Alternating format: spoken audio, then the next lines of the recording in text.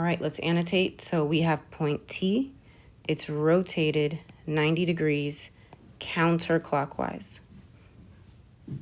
Oh, it should say where is T prime, not P prime. Where is T prime? So I'm going to put point T on the grid. So 3, -6 is in quadrant 4. I know when I rotate 90 or 270, X and Y switch places. So there's going to be the 6 first and the 3 second. Now, how do I know the signs? Which quadrant does it end up in? It's going 90 degrees, so it's only moving one quadrant, and it's going counterclockwise. So that is this direction. So it moves up here. It's going to be in quadrant 1. Everything is positive.